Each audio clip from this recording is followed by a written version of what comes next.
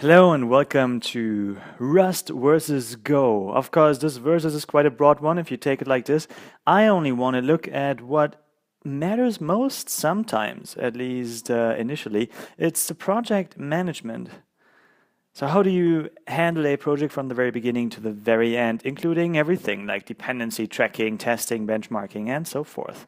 It's an opinionated comparison because obviously I'm a Rust fanboy by now. I have been a Go fanboy previously, and just to express this, I'd like to just swap my name around here. It's Go versus Rust, if you like so. But to be very honest, I took the side of Rust in the sense that I kind of want to show Rust off here because Go has been around for so long and Rust is gonna be quite new, coming out May of this year. So let's see what happens if you wanna, or what we have to do before we actually want to set up any project. Well, in the Rust world, we actually have to do nothing.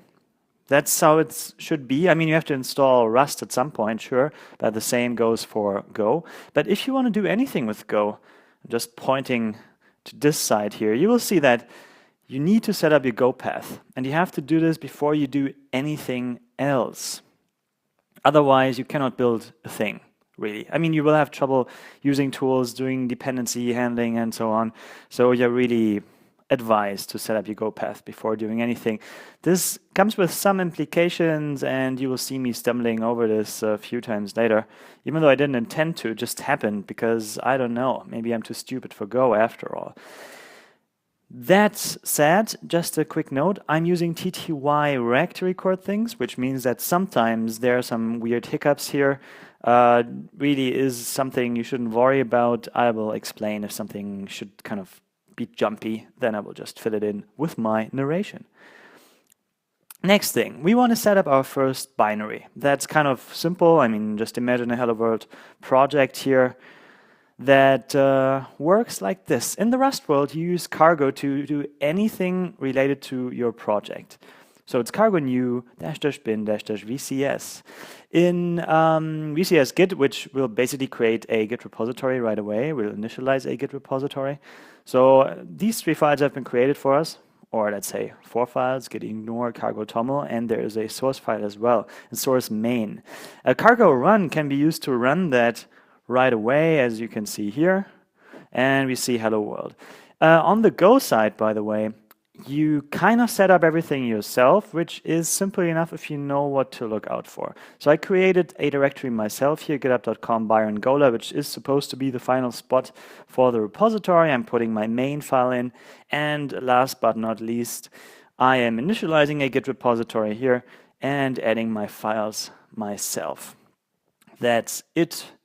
Fair enough. It was easier with cargo, definitely, and I didn't have to care about anything. Some people don't like if they have no control over the project layout, but actually you do have all the control you want. It's just the initial layout that is preset for you. You can change this at any time. You can also set it up all manually if you like. After all, it's just what's in this cargo toml that is the project metadata, basically, that matters for us. Then every main, usually programs are not just implementation of your main binary. Instead, all the functionality goes into a library that represents the API of your program. So other programmers can use it as well. So that's a great way to separate concerns, because your binary usually is just a command line interface, right? Or any kind of interface for that matter to the functionality provided by your library.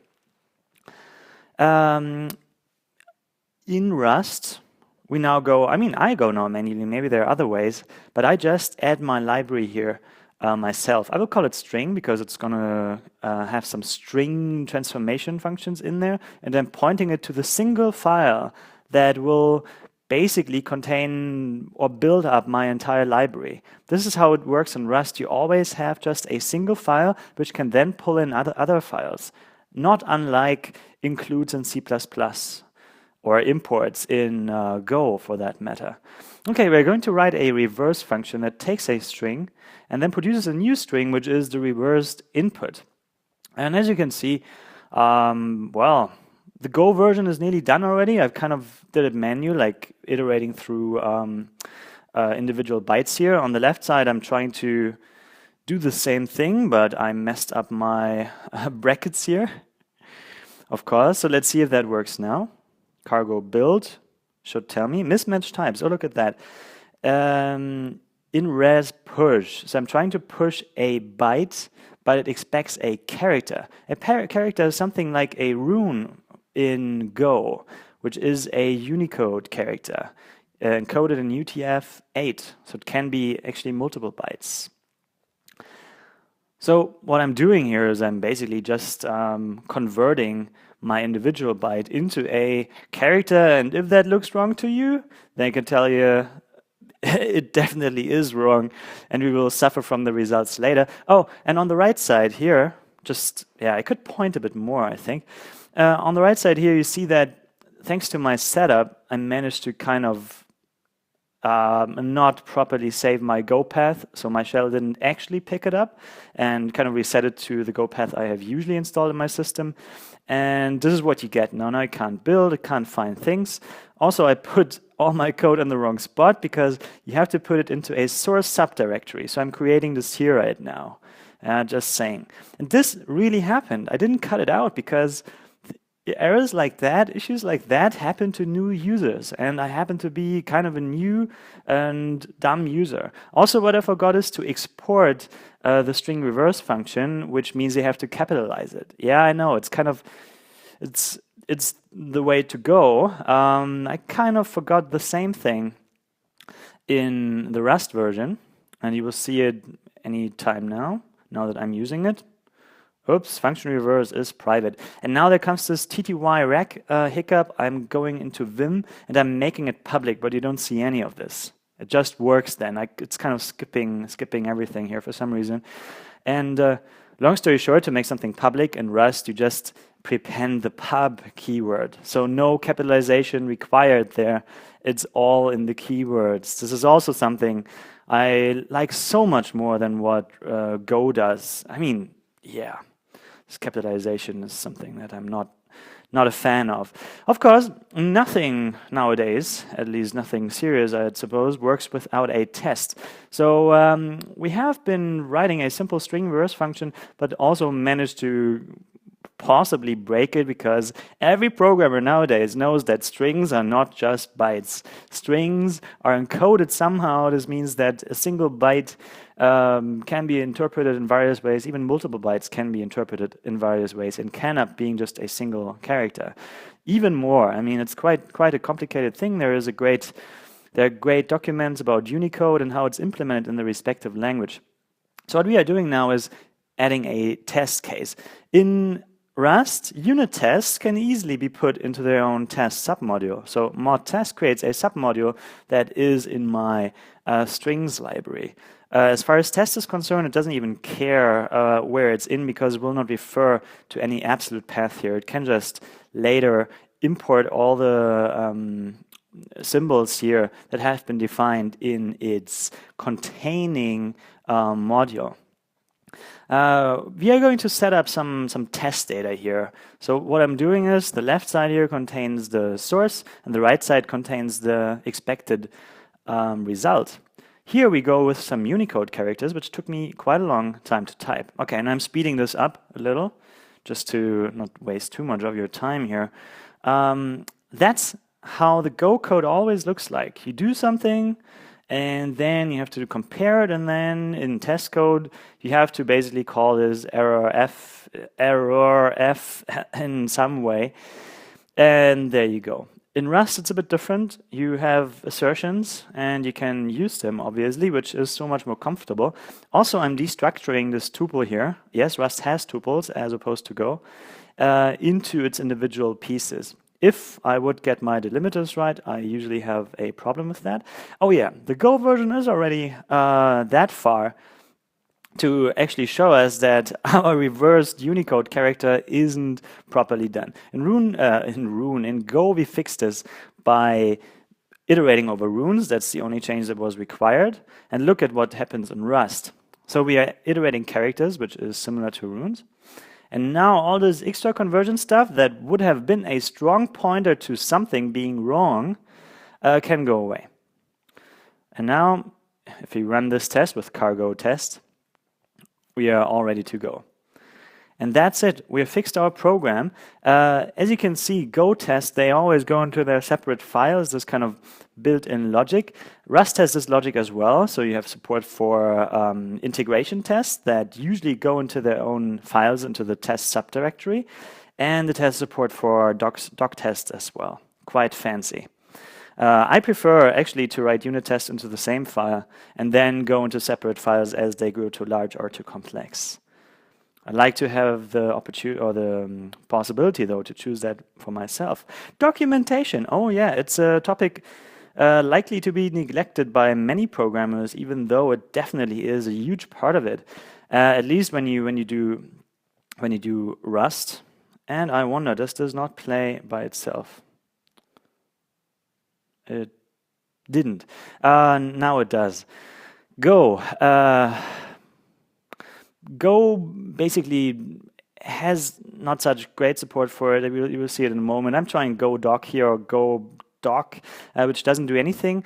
Whereas in Rust, you do have a separate command that builds documentation here. I've done that already somewhere up here using cargo doc. Cargo doc just builds HTML documentation, static HTML documentation for the code in your project, which is quite cool because it looks real nice. I'm trying to find it here to open it myself and kind of fail ungracefully, but I realize that maybe that's something people want to do a lot. So at some point I find this --open flag here that allows me to open it up for me in the browser. I don't have any documentation yet, so I'm not showing you what the browser would show, which is pretty much empty. Here I'm still trying to figure out how to do documentation pages in Go. And I know that there is a tool called GoDoc, so I installed it here. You have to kind of find this URL, and it's not too, you will find outdated URLs as well, and this stuff has moved, and yeah, it takes a long time to actually figure out what to do. Then it takes me a long time to find this. I mean, can't go down here, unfortunately. I mean, down there, it's kind of installed in the installation directory of your Go installation instead of in your bin directory of the respective Go path that you have. This is totally absurd and special, but in the end, once you've gone through all that, you have a working Go doc that can show you the documentation for things in your package and basically everywhere. So in the meanwhile, on the REST side, I have been documenting with doc strings, and this is the static documentation it generates me. Look at this pretty search bar here, which actually works. It uses JavaScript to search some sort of index that it puts for itself. Doc strings support full markdown, Markdown and everything related to it, so your documentation pages will look really, really nice. In conjunction with the doc tests that we have, you have documentation that comes with built-in examples that are automatically tested and thus always working. In the meanwhile, this is what you would get if you run the GoDoc HTTP server. I didn't manage to build static files, by the way. So it kind of is the entire Golang homepage. For some reason, it's like everything. Look, it's blog link and the project and whatnot. So it's everything and also containing our new packages here. It's really, I mean, I call it convoluted, and this is what you get if you have to go through so much struggle to actually install this GoDoc thing. I'm not making this up.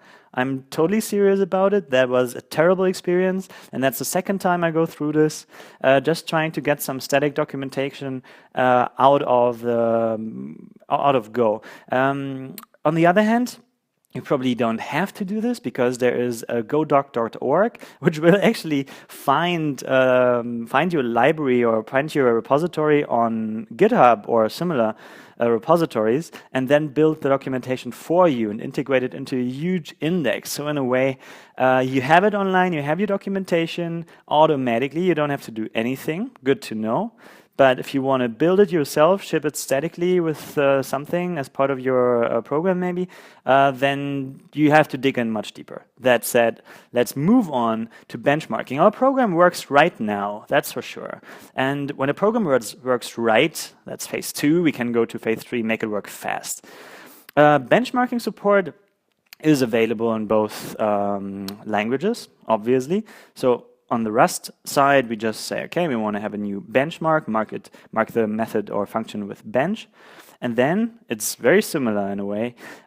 We give it some instance of a bencher, which is pretty much this, testing B. Why is this testing B and testing C? Why is this an abbreviation all of a sudden? Like, yeah, I don't know. That's just how they did it. Here it's some sort of abbreviation as well, if you think about it. But hey, that's something you will have to learn either way. And the modus operandi, so to say, is quite a different one. Here you go on in a traditional loop. This guy gives you an iteration count that is adjusted by the caller of this method here, so that they can do all the measuring for you in whatever you have to do. So basically, yeah, this is how that works. I don't know how the setup costs are computed, because in the moment you have to do some expensive pre-computation here to finally run this, you know. Will it be part of your measurement? I think so. Here it won't be part of your measurement, because in Rust, you basically just pass it a closure that it will execute, and whatever it executes in here is the thing that's measured. Everything outside is not measured. As you can see, I'm also using this bytes member here that I managed to mess up for some reason, indirectly by missing a semicolon.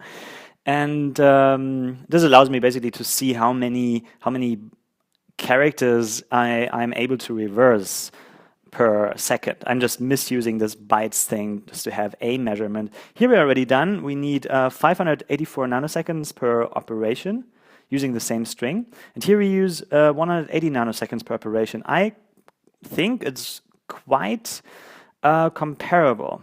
So in other words, we are able to do 94 million to reverse 94 million Unicode characters in per second with that trivial implementation, which doesn't pay attention for things like memory and memory allocation and so on. So it's not the fastest implementation that we can do, maybe not even the most idiomatic, because I'm just a young Rust programmer who doesn't know much.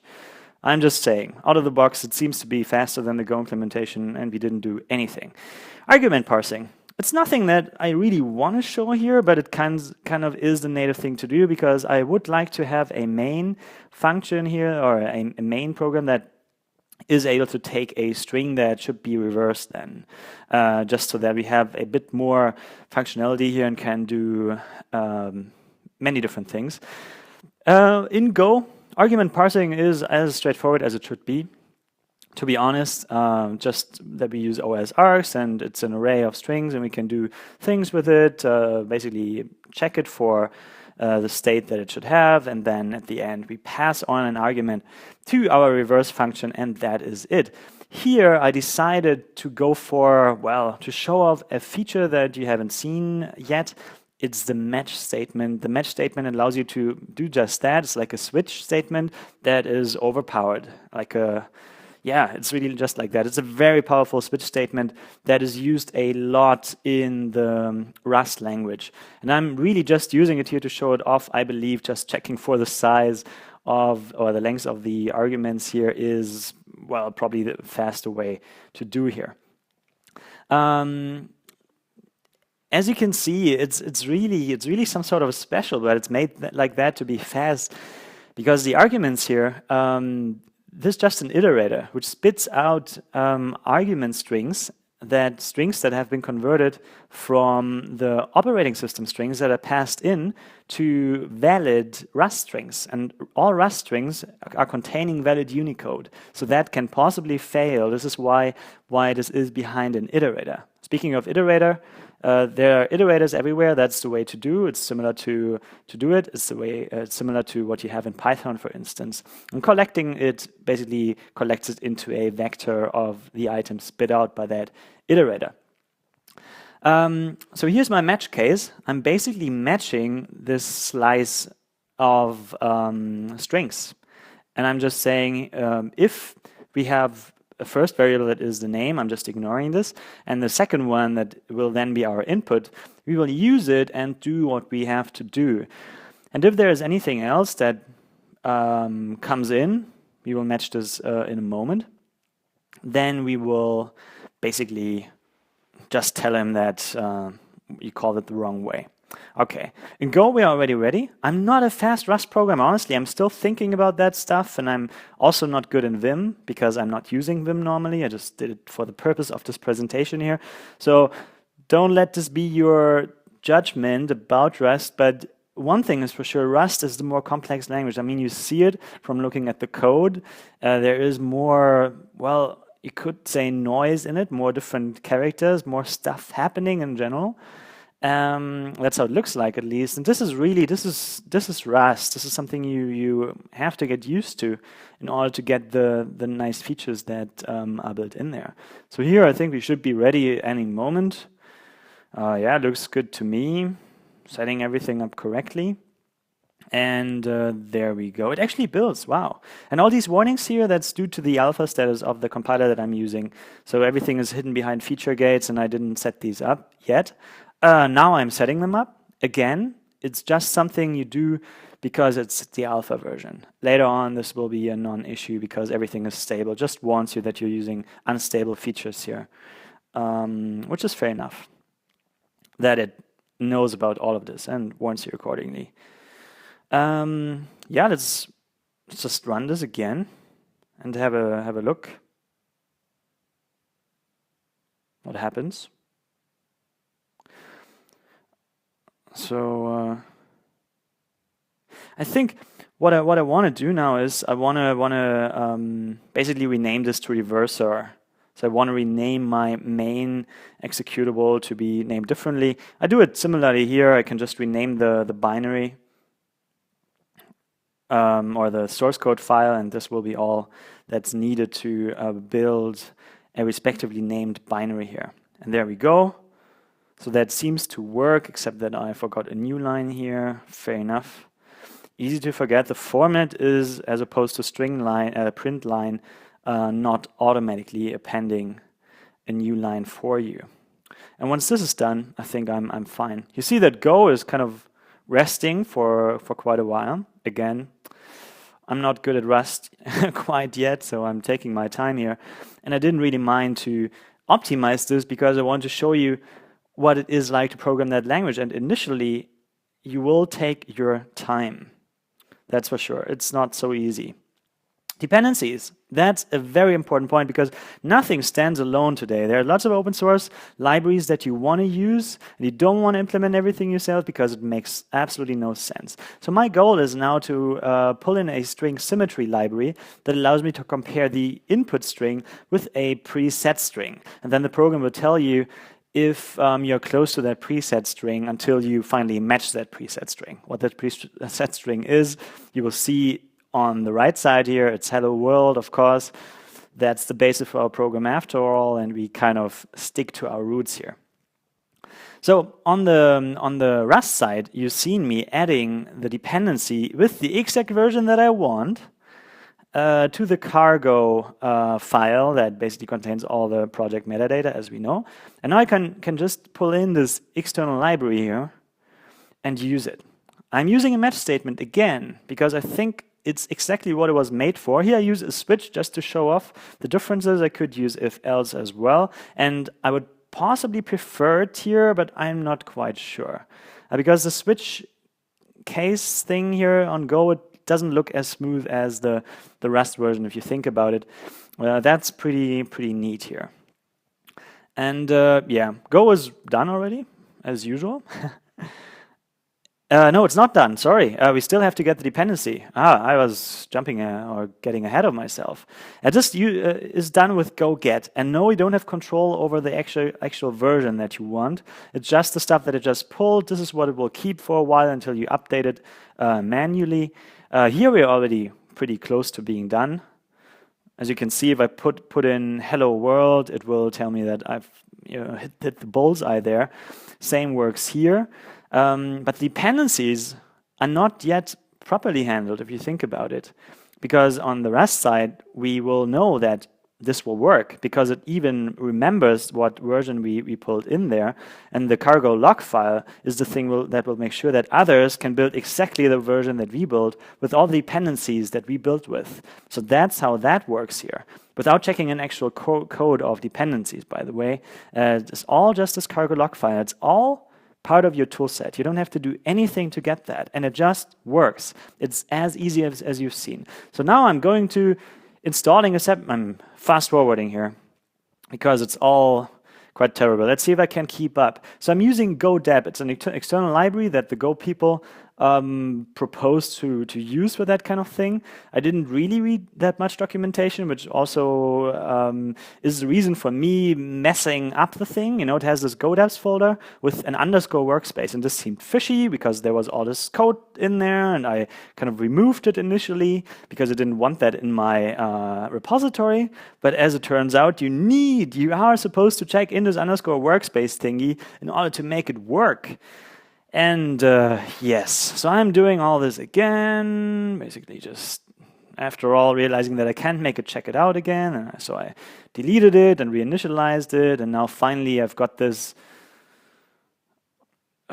workspace again. Where is it? Here it is, yeah. So it contains all the code and puts it into my repository. Fair enough, that's called, I think, vendoring, but I might be wrong there. Fair enough. I so prefer the cleanness and the easiness of Rust here. I mean, honestly, there's nothing more I have to say about that. This is just, it seems messy. I don't like this cap case there. I also don't like the capital case here, by the way, but they have their reasons, like the capital Makefile that they have. But nonetheless, dependencies in Go are a mess unless you spend a little bit of extra time to make it happen for you. And by the way, another project of mine, I ran into this dependency issue. Other people could not compile it out of the box. But that's that. So people will have this issue if it's not taken care of by the tools that you get when using a programming language. Source deployment. Let's see how that would work. How can we make our code available to others? So in the Go world, basically, it's loosely handled by just putting it up into some repository that is accessible online. For instance, adding a remote on GitHub and then pushing your stuff there. That's really all you have to do because people will refer to your library using this path, github.com, Byron, Gola in that case. I hope nobody will ever use that fancy reverse function in my case. It's a bit different with Rust, because Rust has its own index called crates.io. That's where you can package up and push or publish your libraries to. And this contains a copy of the source code, basically. It contains metadata about where your repository is, obviously, in case people want to pull other versions.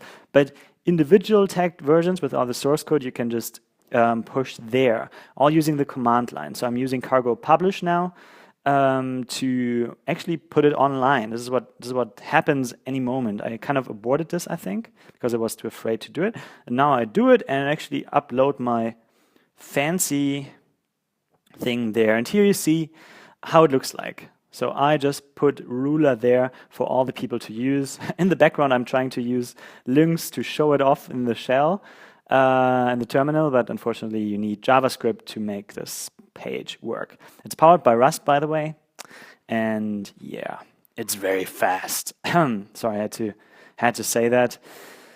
That is it for deploying that, and just because I'm total fan of cross-platform compilation, let's see how that would work in the brand new world of Rust. And cargo build doesn't give you any tools for that. You possibly can build for a different target, but you have to do all the setup yourself, which doesn't really work. It's difficult. It can work, but it's not that easy. In Go, it's the best thing I've ever experienced so far. Look at that. I'm using Gox here, and that was pretty straightforward. Go get Gox, go install Gox. I don't know, maybe you can go get and install in the same moment, but I'm too stupid to do it. Then I just use Gox here and just let it go with, just go for it. And it built you all the platforms that are available here out of the box. You can configure this, of course, but I didn't do any of this because it's not relevant. And these files actually work, Something I always find a bit troublesome is that in order to make it build recursively, that you have to do the dot/dot thing. This is something I always forget if I'm not in the Go world for a while. And it kind of shows how loosely Go handles its packages. You know, it's all a free structure that is in the Go path, and this is kind of it. Whereas Rust things in individual projects that have their own metadata associated with it, so cargo build can do it accordingly, or can work accordingly. So that's it with the live part. And if I would have to summarize this and maybe put in some opinionated conclusion, then I must say that from the experience I've made while doing the video, and from my own experience in the past with a Go project, that Rust feels so great thanks to cargo. I mean, it's just this tool. And I'm not saying that Go couldn't have a cargo-like tool that does it similarly well and easy, but it doesn't have it, and it doesn't ship with it out of the box. It makes such a huge difference if tools are there right away to help you with these things. And cargo is exceptionally well done, even though it's very implicit. You know, you don't tell it much, and it kind of automatically builds a main file, even though you didn't list it in the cargo toml. And this is something I personally find a bit difficult to understand, especially because Rust itself as a language is very, very explicit in everything it does, whereas cargo is very implicit just to, well, probably make it easier for you. But sometimes that is confusing to me. After all, I definitely prefer Rust for its project setup capabilities. It will be much easier for beginners. But after all, it shouldn't be forgotten that Rust as a language, it's much more difficult. So the learning curve will be much steeper than it is for Go. And that's something I can totally tell you right now. It took me a long time to wrap my head around Rust, and it's not yet there even, because it's still changing.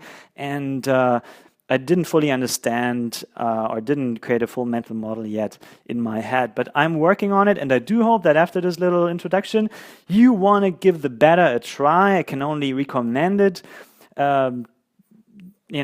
Take the future when it arrives and try to learn something new in order to be able to use the best tool for the job in the future. Thanks for watching, and have a good day.